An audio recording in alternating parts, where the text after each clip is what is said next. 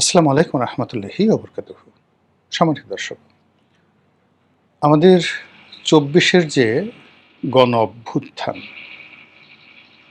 এটির যে স্পার্ক বা স্ফুলিঙ্গ, এটি কোথা থেকে শুরু হয়েছিল? কোন ঘটনা বা কোন প্রেক্ষিতে সারা বাংলাদেশের মানুষের মধ্যে একটা বিস্ফোরণ তৈরি হয়েছিল? আপনি যদি এরকম প্রশ্ন করেন, তবে সবাই এক বাক্যে যেটি বলবে যে রংপুরে রংপুর রোকেয়া বিশ্ববিদ্যালয়ের ইংরেজি বিভাগের ছাত্র শহীদ আবু সাঈদ, তার মর্মান্তিক মৃত্যু এবং মৃত্যুর আগে তার যে বীরত্ব এবং তার যে মরে যাওয়ার আকুতি, এই মরে যাওয়ার আকুতির মধ্যেই সমস্ত বাঙালি ওই সময়টিতে ওই রেজিমের বিরুদ্ধে মুক্তির যে স্বাদ সেটা পেয়েছিল। আবু সাঈদ যেদিন মারা যান এবং এই দৃশ্য যখন আসে, আমি এটাকে নিয়ে একটা ফেসবুক স্ট্যাটাস দিয়েছিলাম এবং আমার এ যাবৎকালে সামাজিক মাধ্যমে যত স্ট্যাটাস আমি দিয়েছি বা যত লেখা দিয়েছি, ছবি দিয়েছি, তার মধ্যে সবচেয়ে বেশি ভাইরাল হয়েছে সেই ছবিটি এবং তার সঙ্গে যে বক্তব্যগুলো, সেই বক্তব্যগুলো অন্যের হৃদয় কীভাবে ছুঁয়েছে আমি বলতে পারবো না, কিন্তু আমার হৃদয় ছুঁয়ে গিয়েছিল আমি যা লিখেছিলাম। ছবিটা দিয়ে আমি যে বাক্যগুলো লিখেছিলাম আমার মনে নেই, কিন্তু প্রতিটি শব্দ লিখতে গিয়ে, প্রতিটি বাক্য লিখতে গিয়ে অঝরে কেঁদেছিলাম এবং আমার সে কান্না বন্ধ করে সম্বিত ফিরে পাওয়ার পর মোটামুটি আধা ঘন্টা পর আমি সেটা স্ট্যাটাসটা ছাড়তে পেরেছিলাম। তো এই ছিল আমার অনুভূতি। এরপর আন্দোলন তুঙ্গে গেল, একটার পর একটা ঘটনা ঘটতে থাকলো এবং আমি পুরোটা সময় মাঠে ছিলাম। আমার যতটুকু বোধ এবং বুদ্ধি আছে এই রাজনীতি নিয়ে বা এই সমাজটাকে আমি যেভাবে দেখে এসেছি, আবু সাঈদের মৃত্যুর পরে আমার কাছে মনে হয়েছিল যে এ সরকার টিকবে না, অর্থাৎ শেখ হাসিনার সরকার টিকবে না এবং দে হ্যাভ টু গো। আমরা শুধু অপেক্ষা করছিলাম। এর কারণ হলো যে ৬৯-এর গণ অভ্যুত্থান, শহীদ মতিউরের মৃত্যু, তারপরে এরশাদের যে পতন, সেই পতনের পূর্ব মুহূর্তে ডাক্তার মিলনের মৃত্যু। তো শহীদ মতিউরের মৃত্যুটা দেখেছি আর শুনেছি, আর ডাক্তার মিলনের যে মৃত্যু, এটি একেবারে নিজের চোখে দেখেছি। তারপরে কত দ্রুত ঘটনা পরিক্রমায় একের পর এক ঘটনা ঘটলো, কী করে ক্যান্টনমেন্ট জড়িত হয়ে পড়লো, কী করে সেনাবাহিনী এরশাদের বাইরে চলে গেল, ঠিক ওইরকম একটা দৃশ্য আমি দেখতে পাচ্ছিলাম। এবং সরকার পতনের আগে ঠিক ১০ দিন আমি ইচ্ছে করে রাস্তাঘাটে ঘুরে বেরিয়েছি, দিনে এবং রাতে। আর এটা আমার জন্য খুব নিরাপদ ছিল এই কারণে যে আমার যে পরিচিত মুখের কারণে সরকারে যারা কর্তা ব্যক্তি রয়েছেন তারাও ওইভাবে আক্রমণ হয়তো করতো না, আর যারা রাজপথে ছিল তারা তো বলতে গেলে সবাই আমার ভক্ত ছিলেন। যার জন্য প্রতিটি দৃশ্য আমি দেখার সুযোগ পেয়েছি। আবার পরবর্তীতে যখন বঙ্গভবনে শহীদ আবু সাঈদের পরিবারকে ডেকে আনা হলো, তখন আরও নিশ্চিত হয়ে গেলাম যে একেবারে নিশ্চিতভাবে শেখ হাসিনা পতিত হচ্ছেন। কিন্তু যেদিন দেখলাম যে আওয়ামী লীগেরই কিছু লোকজন আওয়ামী লীগের পতনের পরে কেউ শহীদ আবু সাঈদের টুপি বানিয়ে, কেউ শার্ট বানিয়ে বিতরণ করছে, কেউ বলছে উনি আমার মামাতো ভাই, কেউ বলছে উনি আমার ছাত্র, কেউ বলছে আমি ওনার অমুক তমুক ইত্যাদি বলে রীতিমতো একটা ব্যবসা ৫ই আগস্টের পরে একটা ব্যবসা শুরু হয়ে গেল। আমি মনে করলাম যে আসলে আন্দোলনের যে রূপরেখা, শহীদ আবু সাঈদকে নিয়ে যে ধরনের ভাব এবং গাম্ভীর্য হওয়া দরকার ছিল সেটা আমরা করতে পারিনি। যেভাবে আমরা অতীতে সেলিমকে মনে রাখিনি, দেলোয়ারকে মনে রাখিনি, এরশাদ জামানার, দীপালি সাহাকে মনে রাখিনি, আমরা যেভাবে সালাম, রফিক, বরকত, জব্বারকে মনে রাখিনি, শুধু গানে মনে রেখেছি। কিন্তু আমাদের মধ্যে কোনো নাগরিক চেতনা এখনো পর্যন্ত জাগ্রত হয়নি যে দেখি সালাম, রফিক, বরকত, জব্বার এই নামগুলোর সাথে যে পরিবার জড়িত, সেই 1952 সালে ভাষা আন্দোলনে তারা যেভাবে রক্ত এই মাটিতে দিয়েছে, সেই রক্তের ধারক বাহকগুলো এখন কোন পর্যায়ে আছেন, বংশধররা কিভাবে আছেন।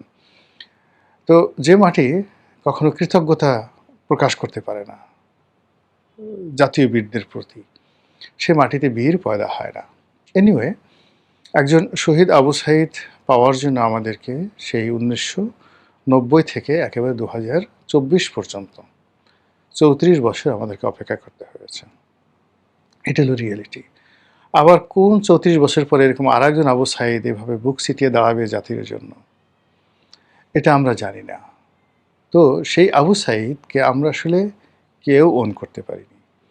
আমাদের ডক্টর মোহাম্মদ ইউনূস সেখানে গেলেন, তারপর সমন্বয়করা গেলেন, এবং ওখানে গিয়ে তারা যে ধরনের কাজকর্ম করলেন, কেউ চোখ পিট পিট পিট পিট করে কান্নার ভান করলেন, কেউ আপনার পিছনে যদি কারোর গালের উপর দুইটা চড় মেরে বা পাছার উপরে যদি আচ্ছা মতো ব্যাত মারা হয়, কাত কাত কাত, কান্না কর কান্না কর, তখন মানুষ যেভাবে কান্নার অভিনয় করে বা পিছনে একটা গোকরা সাপ থাকে, ঠিক ওই রকমভাবেও কেউ কাঁদতে পারেনি।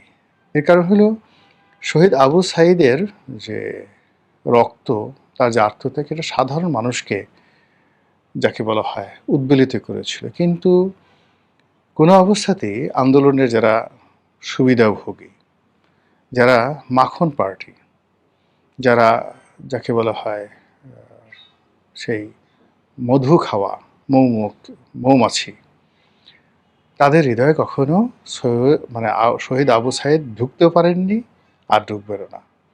তো সেই দিক থেকে আমি যখন দেখলাম যে রংপুরে লোকজন যাচ্ছেন, নেতৃবৃন্দ যাচ্ছেন, এটা জাস্ট একটা কথার কথা।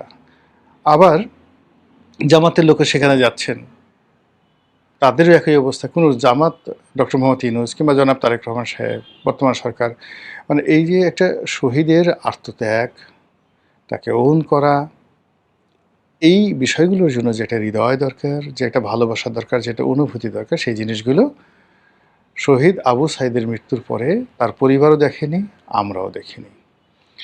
বরং তাকে নিয়ে যে কুশ্রী, যে বিশ্রী খেলাধুলা অতীতে হয়েছে এবং এখনো হয়েছে, সেটি হলো সে আন্দোলন করেছেন না করেননি, সে কি সৎ মানুষ ছিলেন না সন্ত্রাসী ছিলেন, পুলিশ তাকে গুলি করেছে না পুলিশকে সে গুলি করেছে, বিশ্বাস করেন এই ধরনের কথা শুনলে নিজেকে এতটা হীনমন্য মনে হয়, এত ছোট মনে হয় যে এই ধরনের কথা শোনার পরে কোনো মানুষের আর দেশের জন্য কাজ করার আগ্রহ জাগবে না। ফলে আমাদের এই নৈতিক চরিত্রের কারণে, আমাদের এই মন্দ চরিত্রের কারণে কি হলো, একটা আন্দোলনের বরকত, শহীদ আবু সাঈদের রক্ত, কিংবা তার সঙ্গে আরও যে 1400 মানুষের জীবন আসমানে চলে গেছে, 1400 মানুষের মৃতদেহ, লাশ মাটির সঙ্গে মিশে গেছে, আর তাদের রক্ত জবার মতো এই পৃথিবীর বুকে, আমাদের এই গাঙ্গেয় বদ্বীপে থোক থোক সেই পরিবেশ সৃষ্টি করেছে। সব কিছু কি আজকে মাত্র 2 বছরের মাথায় বৃথা যেতে বসেছে? কেন? আমরা কেন বলতে পারছি না যে আজ আমরা যারা ক্ষমতায় আছি, কিংবা এই বছর 2 আগে যারা ক্ষমতায় ছিল, বা এখন যারা ক্ষমতার পাদপীঠে লম্ফঝম্প করছে, এদের একটা বিরাট অংশ, কেউ রয়ের পিছনে ঘুরেছে, কেউ ইন্ডিয়ান অ্যাম্বাসির পিছনে ঘুরেছে, কেউ আমেরিকান অ্যাম্বাসিডারের বাসায় দৌড়াদৌড়ি করেছে, এতটুকু সর্বোচ্চ। কেউ ডিজিএফআই, কেউ এনএসআই, কেউ এসবি অফিসে গিয়ে বসে থাকছে কিছু টাকার জন্য, নিরাপত্তার জন্য, অথবা তারা ডেকে পাঠিয়েছে তাদের কাছে হাজিরা দেওয়ার জন্য। এই নামগুলো সরকারের যারা কর্তা ব্যক্তি, তারা যদি বিভিন্ন এজেন্সিগুলো এইগুলো লিক করে দেয়, আপনি দেখবেন যে অনেক মানুষের কাপড় চোপড় নষ্ট হয়ে যাবে। ইদানিং আপনি দেখুন যে জুলাই আগস্টের বিপ্লবের যারা নেতৃবৃন্দ রয়েছেন, তাদের মধ্যে কামড়াকামড়ি শুরু হয়েছে। তারা কে আওয়ামী লীগের দোসর, কে আন্দোলন চায়নি, কে পিছন থেকে ছুরি মেরেছে, কে সম্মুখ সারির নেতা, এই কথাগুলো এখন এত বিশ্রী এবং বিকটভাবে সামনে চলে আসছে। আপনি দেখবেন যে আন্দোলনের অনেক সম্মুখ সারির নেতাকে আগামী দিনে পথে ঘাটে রাস্তাঘাটে অপমানিত এবং লাঞ্ছিত হতে দেখবেন। এবং যেন তেন লাঞ্ছনা নয়, দৃষ্টান্তমূলক লাঞ্ছনা। যারা এই গত ২ বছর যাবৎ বড়, বড় কথা বলছে, এদের অনেককে দেখবেন তাদের প্রতিপক্ষ, সাধারণ জনগণ, এমনকি তাদের শত্রু। মানে তাদেরকে আঘাত করতে পারা বা তাদেরকে অপমান করতে পারার মধ্যেই অনেকে বীরত্ব খুঁজে পাবেন। আর এই জিনিসটি হয়েছে এই যে শহীদ আবু সাঈদের মতো মানুষকে, তার রক্তকে, তার কর্তৃত্বকে আমরা ওন করতে পারিনি। ওন না করে আমরা আমাদের নিজেদের স্বার্থ, আপনি চিন্তা করেন যে একজন বিপ্লবী, জুলাই বিপ্লবী কিংবা ধরুন এই সময়টাতে বিএনপির যারা লোকজন বা জামাতের যারা লোকজন, যাদের ঠিক শেখ হাসিনার জমানাতে বাড়ি গাড়ি কিচ্ছু ছিল না, যারা বনেদি ব্যবসায়ী ছিল, তাদের কারো ব্যবসা বাণিজ্য ছিল না, সব পথের ফকির হয়ে গিয়েছিলেন। মাত্র ২ বছরের ব্যবধানে আপনি দেখুন তাদের গায়ের রং, পোশাক, গাড়ি, বাড়ি থেকে শুরু করে পুরো আচরণ পরিবর্তন হয়ে গেছে। আওয়ামী লীগের যারা লোকজন কন্টিনিউয়াসলি ১৭ বছর ১৮ বছর ধরে তারা যে দুর্নীতি করেছে, অনিয়ম করেছে,